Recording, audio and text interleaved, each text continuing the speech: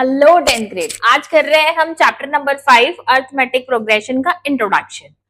4 chapter quadratic equation तक अगर आप पढ़ चुके हो तो 5th चैप्टर का इंट्रोडक्शन पहले बहुत इंपॉर्टेंट है। पढ़ने से पहले, चैप्टर को स्टार्ट करने से पहले इंट्रोडक्शन देखिए।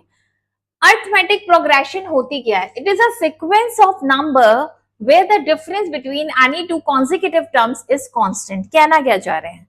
देखो, सही लैंग्वेज में समझो। 2 4 6 8 7 वो क्या कह रहे हैं? इट इज अ सीक्वेंस, बना दी sequence, where the difference between any two consecutive, consecutive मतलब एक के बाद एक, दो कॉन्जिक्यूटिव नंबर में जो डिफरेंस है वो कांस्टेंट है। नोट करें, 4 minus 2 is 2, 6 minus 4 is 2, 8 minus 6 is 2, 10 minus 8 is 2। तो जो डिफरेंस चलता जा रहा है वो कांस्टेंट है। तो ऐसी सीरीज को हम क्या बोलेंगे? अर्थमेटिक प्रोग्रेशन, और शॉर्ट फॉर्म इसकी हो गई एपी। ठीक है। अब इसमें जब हम इसको रीड करेंगे तो हम कुछ चीजें पढ़ेंगे, जैसे फर्स्ट टर्म, जो इस सीरीज में पहली वाली टर्म होगी उसे हम बोलेंगे ए। तो इसका ए कौन हो गया? 2।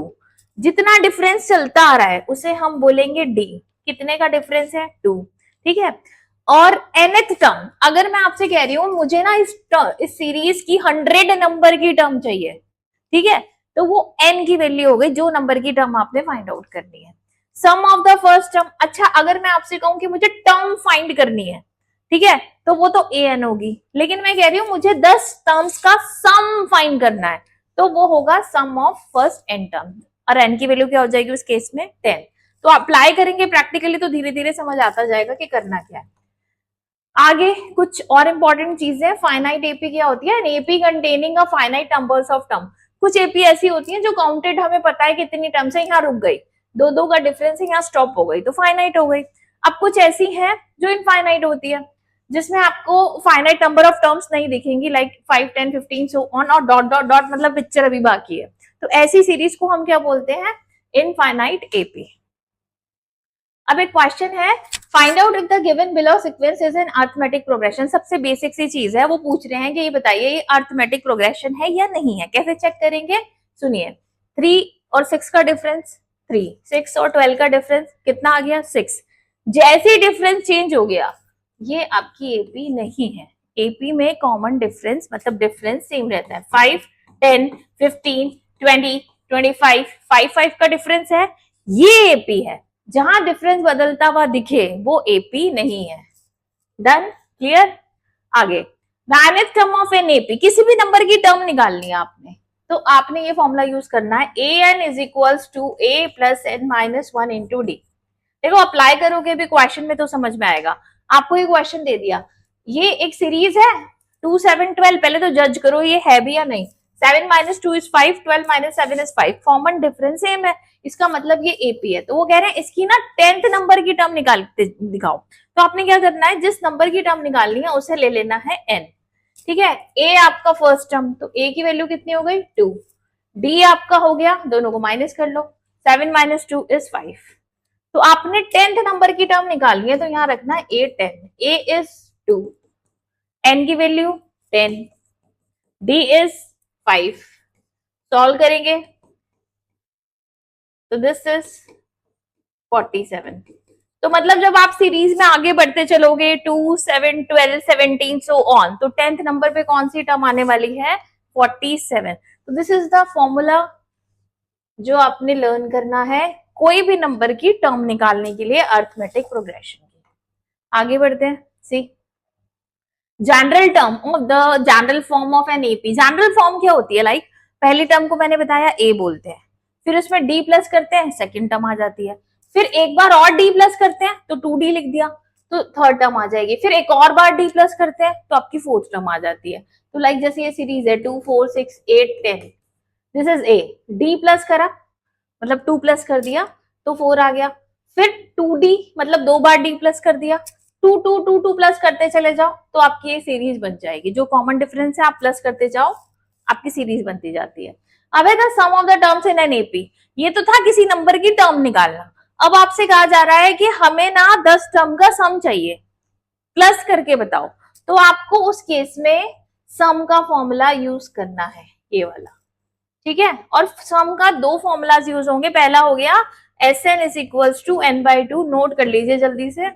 2a plus n minus 1 into D, ठीक है। और दूसरा फॉर्मूला है Sn is equals to n by two a plus L. ये l क्या है? Last term. देखो कभी कभी सीरीज ये होगी कि आपको लास्ट टर्म पता है, ठीक है, जैसे इसकी पता है, तो यहाँ सीधा आप ये वाला फॉर्मूला यूज कर सकते हो if you know last term. और नहीं पता, ऐसे कॉन्टिन्यूस है सीरीज, तो आप पहला वाला फॉर्मूला यूज कर सकते हो, ठीक है जी। आगे बढ़िए। Find the sum of arithmetic sequence. ये एक सीक्वेंस दे रखी है और आपसे पूछा है कि 10 टर्म्स तक, क्वेश्चन चेंज हो गया, 10 टर्म्स तक आप सम बताइए। सम बताना है अब इसका, तो सम का फॉर्मूला लगाएंगे जो अभी यूज किया था, होप आप नोट कर चुके हैं, 2a plus n minus 1 into D. सबसे पहले वैल्यूज लिखना शुरू करो। a is -4। डी कैसे निकालते हैं? डी हमेशा याद रखना second term minus first term, उल्टा माइनस करेंगे, ऐसे मत माइनस करना। सेकेंड टर्म में से अगर मैं फर्स्ट टर्म माइनस कर दूं तो मेरा डी आ जाएगा 3, ठीक है जी। डी हमारे पास आ गया। और क्या चाहिए? एन चाहिए। कितनी टर्म्स का सम चाहिए? तो एन की वैल्यू कितनी हो जाएगी बेटे? 10। पुट करो यहाँ पे, एन के प्लेस पे तो 10 रख दो, जहां जहां एन दिख रहा है 10 आ गया। ए के प्लेस पे पुट कर दिया -4 और डी के प्लेस पे पुट कर दिया आपने 3। 10/2 इज 5, 4 2 जा 8, सॉल्व करते जाओ। पेन उठा के सॉल्व किया करो। 5 माइनस 8 27, 27 माइनस 8 कर देंगे एंड दैट इज 19, 19 5 जा 95, ठीक है। तो मतलब आप इस सीरीज में जब आगे बढ़ते जाओगे 10 टर्म तक, तो उन 10 टर्म को जब प्लस करोगे तो उनका सम कितना आने वाला है? 95। होप क्लियर हो गया होगा, स्क्रीनशॉट लीजिए, ठीक है। तो दोनों में डिफरेंस आपको समझ आना जरूरी है, क्योंकि हर बार बच्चे कंफ्यूज रहते हैं कहाँ an लगाना है, कहाँ sn लगाना है। अगर मैं आपसे कह रही हूँ कि nth नंबर की टर्म निकालो, 5th नंबर की टर्म निकालो, 15th नंबर की टर्म निकालो, तो an लगेगा। अगर मैं कह रही हूँ 15 टर्म्स का सम निकालो तो sn लगेगा। मतलब आपको सम फाइंड आउट करना है उस क्वेश्चन में। अब एक ये फॉर्मूला है जिसके बेस पे हर साल एक क्वेश्चन रखा होता है बोर्ड के पेपर में। 3 टर्म है, कॉन्सिक्यूटिव टर्म है एपी में, a, b, c। तो ये भी नोट कर लीजिए कि b को फाइंड करने के लिए हम क्या करते हैं, या कोई भी मिसिंग टर्म फाइंड करने के लिए 2b is equal to a plus C apply कर सकते हैं। ये पता है कहां से आया है? अगर मैं कह रही हूँ a b c 3 consecutive term है एपी में, तो आपको तो पता है ना कि b minus a common difference है, ये किसके इक्वल होगा? c माइनस b के। इसमें से इसको माइनस करो, वही तो होगा जितना c माइनस b है। फिर मैंने क्या किया, b को b के पास ट्रांसफर कर दिया, c को a के पास, तो double b is equal to c plus a, तो b की वैल्यू आ गई c प्लस a अपॉन 2। तो ये फॉर्मूला कहां से बना? क्रॉस मल्टीप्लाई कर लेंगे बेटा, ये फॉर्मूला यहां से बना, ठीक है। तो आपको इतना तामझाम करने की जरूरत नहीं है, सीधा लर्न कर लो 2b is equal to c plus a, और b is the mid term इस वाले केस में। अब इसमें अप्लाई करते हैं इस क्वेश्चन में। वो कह रहे हैं ये 3 एपी में है तीनों टर्म्स, ठीक है, तो वैल्यू बतानी है एक्स की, तो अप्लाई करें ये फॉर्मूला 2x 26। तो this is your a, this is your b and this is your c। Put करो 2b is equals to a plus c, b के प्लेस पे पुट कर दिया x, a के प्लेस पे पुट कर दिया 2 और c के प्लेस पे पुट कर दिया 26। 28 x, ये 2 नीचे आ जाएगा, तो x की वैल्यू कितनी आ गई? 40। तो this is the way to solve. अगर आपको 3 कॉन्सिक्यूटिव टर्म दे रखी है एपी में, तो learn this formula 2b is equals to a plus c, ठीक है। तो अभी तक क्या क्या बताया? an is equals to a plus n minus 1 into D, nth term निकालने के लिए। फिर बताया सम का formula 2a plus n minus 1 into D. एक लास्ट टर्म अगर दे रखी हो तो एक और फॉर्मूला बताया था n by 2 a plus l। और एक ये बता दिया अगर 3 टर्म आपकी एपी में है तो 2b is equals to a plus c, ठीक है।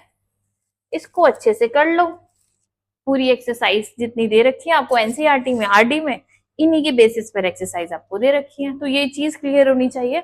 आज मैंने बेसिक्स क्लियर करे हैं एपी के, कि एक्चुअल में एपी है क्या, फाइनाइट क्या होती है एपी, इनफाइनाइट क्या होती है, फॉर्मूलाज कैसे लगाते हैं। आगे कंटिन्यू करते हैं नेक्स्ट वीडियो में। Thank you.